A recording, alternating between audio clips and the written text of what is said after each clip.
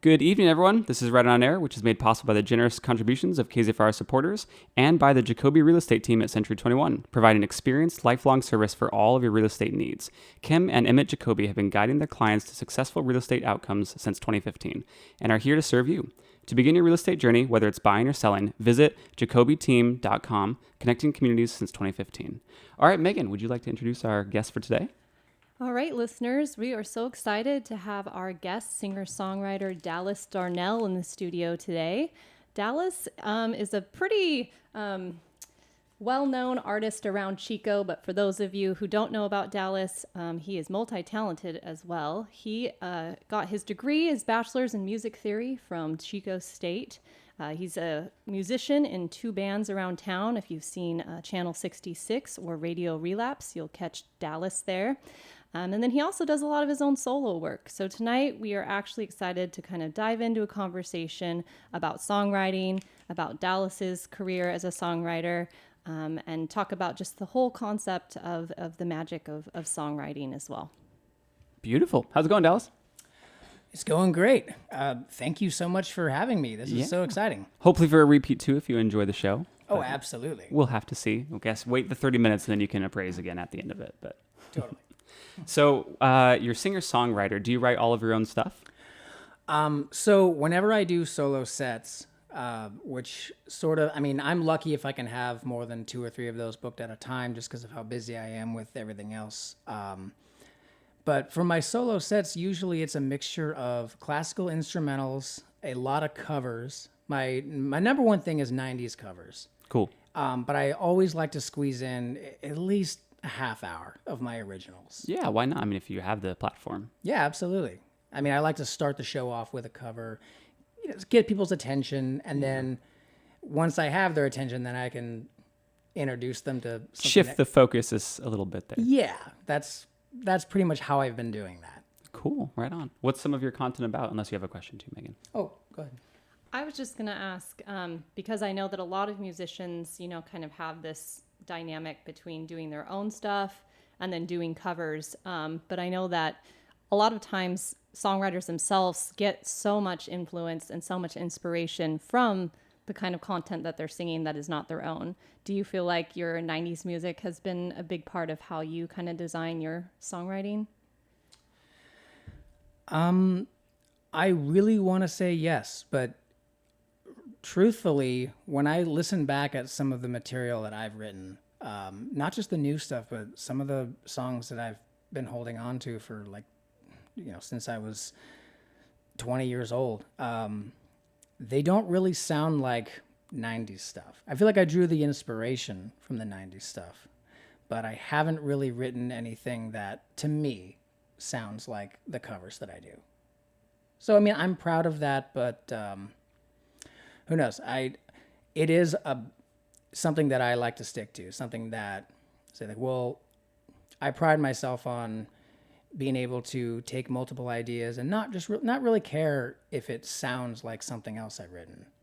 In the end, I end up with loads of songs that don't sound like they belong together, but hopefully with detailing them and formulating them and just thinking I'm going to let the song sit and marinate for a few weeks, and then after a while with my signature, with what I think is my signature style of writing vocals, maybe they'll tie together. They musically won't sound similar, but they'll sound like they belong on the same CD. Can you describe that more? So what entails making it on the same CD? What type of things are you talking about for similarities?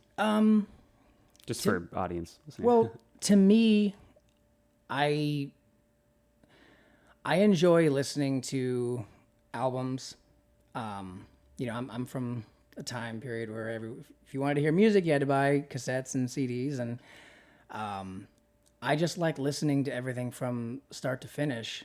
I like that track 5 is so different from track 1, but that's the same vocalist on there. That's the same, musical stylings, just a different, it's like two different foods, but they're on the same menu at the same restaurant. Maybe they're different, but you notice similarities. Okay. I make a lot of food references. No, that's it helps out the listeners too. Metaphors and stuff like that are what we're all about. I think it's really cool as a listener of music, and obviously I personally am very lyrically driven when I am listening to music, that you talked about coming from a time when you really do kind of have this start to finish of an album. And even if the songs don't all match up, they're all telling kind of a story, so that, collectively listening to the whole album kind of lets people or listeners know you as an artist. What would you say are some of the things that inspire your writing, that if a listener is listening to your CD, would be some of the themes that come up in your writing? Great question. That is the part that has become increasingly difficult to explain, just because my original idea was like, well, I'm going to take the 10, 11 songs I have about this topic, put them together, and then take the 11 or 12 songs that are about this topic and, separate them in different releases. But then, I mean, that's 30 different albums right there. And there's just no way I would ever going to do that.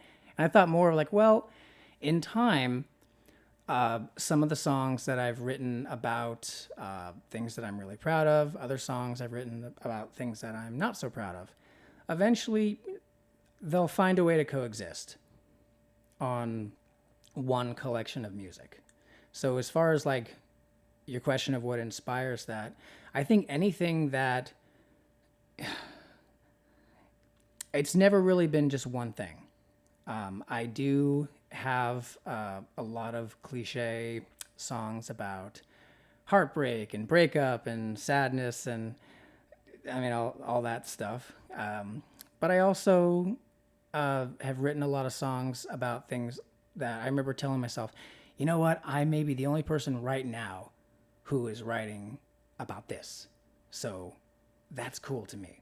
Whether it turns out to be something cool, I mean, who knows? But I don't want to be too predictable, but at the same time, I think one reason that a lot of people write about the same stuff is because as humans, there's a lot of things that we're all emotionally awakened by. If I just wrote a song about how wonderful my day is, I don't really think it would really resonate with people. But if I write a song about something that people can relate to because they have their own feelings about it, that's what makes it seem more like, oh, I know this song personally. That's the best way I can describe it. Is your writing, would you say maybe equal parts writing to give your audience a connection to the writing and also you to have a connection to your own writing? Are you trying to kind of split that, or do you usually err more towards like you want the audience to understand the content more? Kind of an ambiguous question there, but I do try. This wasn't as important to me when I was a young guy, but I'm at a point now where like I actually really enjoy the feeling when it looks like somebody is enjoying something that I do. So yeah, I do put in a little more effort now at making sure if I want to present a new song at an open mic or something, rather than say, hey, this is the weirdest thing I've ever written, it's bizarre, and if people don't like it, whatever. Like more, it's like, okay, well, you know what, I can dress this up a little bit, so at least it's not so, just a little. I want to make sure that it's listener friendly. Yeah, to be clear, I had someone just on my end critique my writing once, saying that it was too ambiguous to understand at all. And I was like, well, that was the point, but thanks. Good to know. But sometimes I've noticed writers will, sometimes the ambiguity is too much for a listener or a reader to like grasp onto fully unless they're kind of in the same headspace as you are. So that's where that question was coming from, if you had any process for that. So very cool. I think that, without trying to be too much of like a musical people pleaser, I think there's room for both. Something that I think is really great about just putting yourself out there in the songs you write is you can have 2 or 3 songs in a row that are really, not only are they different from each other, but someone can, perhaps dislike a song. And then you say, well, that's okay, because stick around, you might like the second one. Yeah. Wow. Blank it out. I think it takes a lot of courage to, be a singer-songwriter in that, unlike, writing kind of with a book as your cover, when you're a singer-songwriter, like you are the cover, right? So you're basically saying, this is me, this is my story. And so there's not a lot to hide behind, especially when you're performing live, or, putting the album out saying, this is my story. But what I've noticed with a lot of songwriters too, is that I will interpret, the artist I'm listening to and think, wow, I can't believe they went through that. I can't believe that. And there's been so many times where I've read what the song's about and the artist, has mentioned, oh, this wasn't about me. This was about my friend. This was about my brother. This was about my partner. Do you find yourself writing about people around you, or maybe events that happen around you? Or do you feel like you're more driven by kind of your own experience? I have done that in the past. But for the most part, I would say the music I've written has been like 95% just from personal experience. I do like when people can do that, and I've always really respected those who can do it really well, like put themselves in another person's shoes, and sometimes tell the story even better. For me, I've never been good at that because I have notebooks upon notebooks of lyrics that I thought, you know what, this is never gonna see the light of day because it's not good. But the stuff that has been good, that I felt, okay, I'm ready to share this with people. It has come from personal stuff that, like, writing lyrics or writing music has been the only way for me to really get past certain obstacles, and it's helped. Yeah, I think that sometimes the most honest music and the music that, people really seem to deeply connect through is when the songwriter is able to be vulnerable, able to kind of be truthful and authentic in their experience. And even though that might seem raw, it might seem scary, that's what people really want to hear. When it's blanketed with kind of just that sort of simplicity, it might not hit, no pun intended, all the chords with the listener the same way that truth does. And I think that's one of the big things about songwritings and songs that have, withstood the test of time, really is that kind of songwriter vulnerability. So like I said, it takes a lot of courage to be the cover of your own book, and put it out there, but we need it. Absolutely. I do recall a long time ago, I was working on a song, and I was so proud of it. I was like, these are some of the best lyrics I have ever written. I took my notebook to, I think I was at Naked Lounge or one of the coffee shops, and a fellow musician came in and saw me, and I told him, hey, I'm working on this song. This is my masterpiece. And he was like, oh, I can't wait to hear it. Is it coming along that well? And I was like, oh man, people will bow to this. And then I ended up finishing it, playing it at an open mic, and it got an okay response. And I'm the kind of person that I'm just like, what is wrong with you people? That was a masterpiece. But so then I went up a second time for a second song, and I did another old song of mine, a really simplistic song with silly, just lyrics that are dumb. And it got this roaring applause. And, sometimes, like, you can write something that you're really proud of, but sometimes people can relate more to just something that is not so emotionally heavy. Sometimes we want, we don't always want to watch the most intense movie. Sometimes we just want to watch something that our brains can be on screensaver mode, and we can just enjoy it for how lighthearted it is. I still play both of those songs in my set. Yeah.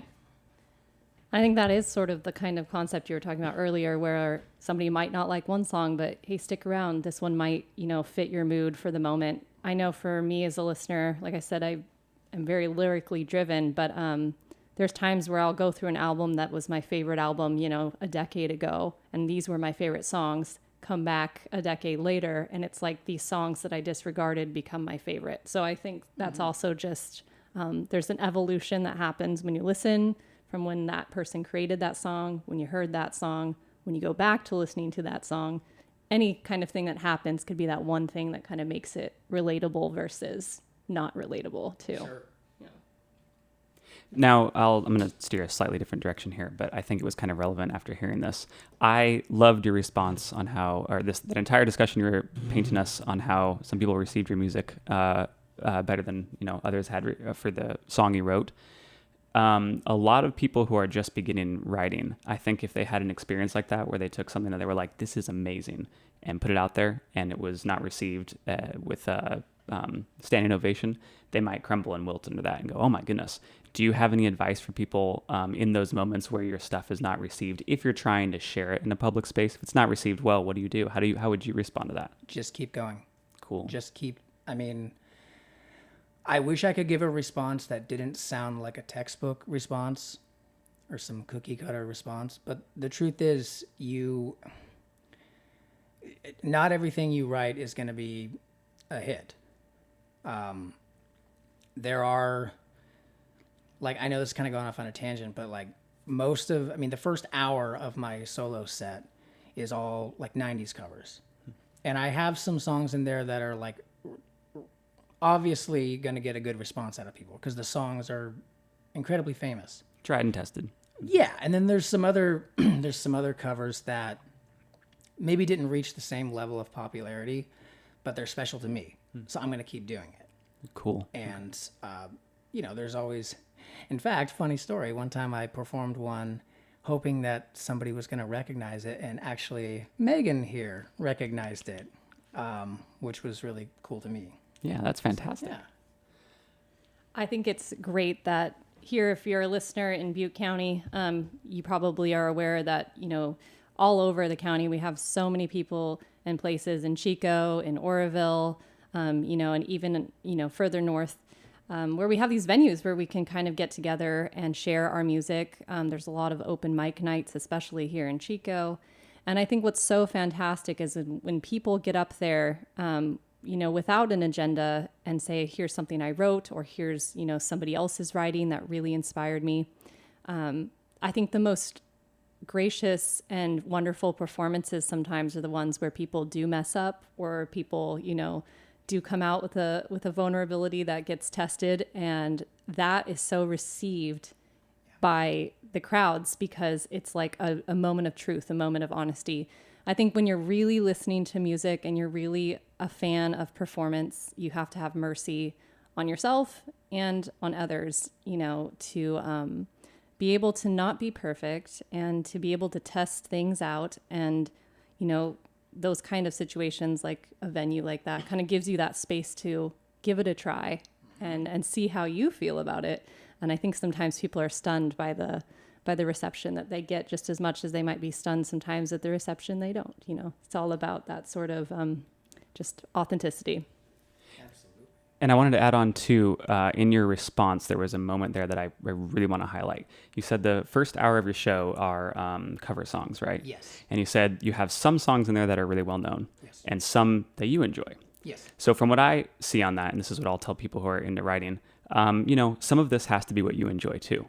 You can't just be doing what might be tried and tested all the time. It's great when you're going out there for an audience to have this formula going, but at the root of that, you're also having fun playing the music and participating in that whole venue and this whole event.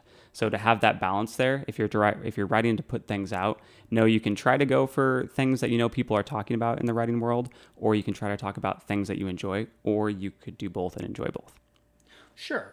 I learned, because I didn't start doing solo shows until about 2 years ago. And I was learning as I go. Every show I would kind of look at something. I would look at how it went. I would ask myself, okay, what could have gone better? And if I start a show off with some original that nobody's ever heard before, it doesn't really grab everybody's attention. But if you start off with a really dynamic song with a really memorable guitar part or something, that tends to get people's attention more. And then halfway through the show, when people, you can pretty much tell halfway through if people are enjoying it or not. And you do have to kind of play to the room. I have some songs that I won't do if there are like children present. But after that, I when I kind of changed my strategy a little bit, I noticed more when I wouldn't do any originals until over halfway through the show, I had people's attention more. I had someone come up to me and say that my experience was something that they had experienced but thought literally no one else did. So they just kept it to themselves. And that was like the best compliment I've ever received. Yeah, seriously. Do you feel like, as you've written more of your own stuff, that when you are performing covers that you listen to the lyrics differently than you used to? Oh, yes. Oh, yes. Very much so. I literally stopped playing a certain cover song when I started paying attention to the lyrics and thought, you know what? This does not represent me at all.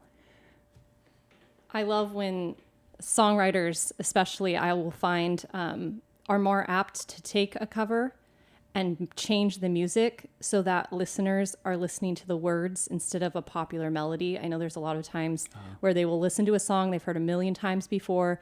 We attribute a certain meaning to it. Maybe it was on a commercial you saw. Maybe it was overplayed on the radio during a certain decade. But then if somebody comes in and changes that music, either slows it down a little bit or speeds it up, sometimes people will be like, oh my gosh, I know the words to this song, but what is this song?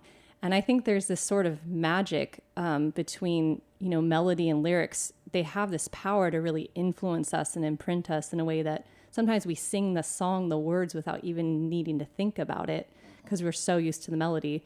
But when we really kind of put that effort into, dissecting and listening to the words, I think it's amazing what, kinds of popular songs contain some of the most, profound lyrics that we take for granted sometimes. Sure. Absolutely. Oh, go ahead. I wasn't sure if you wanted to say more.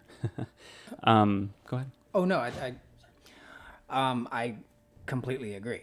I actually, so one of the covers I do, it's not a '90s song, it's a John Denver song. I'm a huge John Denver guy, and he wrote a song about the great state of Colorado, which I like to include that song in my set. And at the end of the song, there's a lyric, friends around the campfire. So when I can, I will change that lyric to the name of the venue I'm playing at.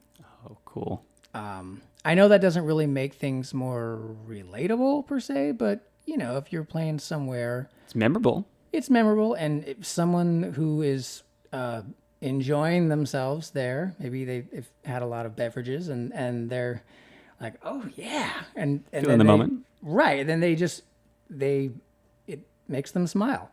And then maybe the next time they hear it, the beautiful thing about words and memory is that sometimes when it's paired with melody, it is much more easily remembered. So then the next time they're at that venue or the next time they hear the song, the thought they might think is, of you, which is pretty awesome. Yeah. So absolutely. I wouldn't downplay that at all. I think that's pretty cool. Yeah. So we only have, a few more minutes here, but one question that we like to always ask, and, when we ask writers in general, kind of about what their advice would be for other writers. But I think in particular to songwriting, obviously you've been at it for a long time. You've mentioned songs you've written, over 2 decades ago. What advice would you say now at this point in your songwriting you have for people who are seasoned songwriters that are just kind of lost the motivation to be singing and songwriting, and maybe to people who are just getting started? It is a very cereal box response, but basically, just don't be afraid. Don't become that person like I was, where you throw away loads of material because you think nobody's gonna like it. It is true. Someone could write something that nobody likes, but it's highly unlikely.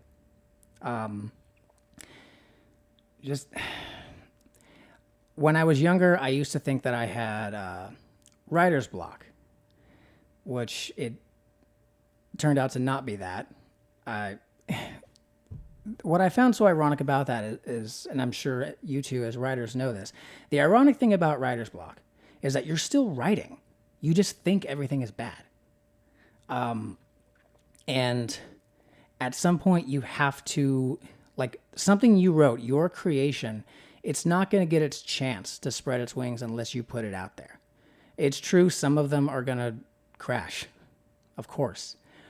But, you know, I have, of all the songs I've written, I have at least, like, I would say 14 or 15 that I am very proud of.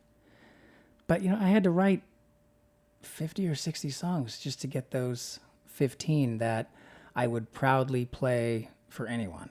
The songs that I have in mind for my first solo CD that I'm going to start working on. It's going to be called In Places We Don't Feel Welcome, and it's going to feature a lot of local musicians, including some of my bandmates.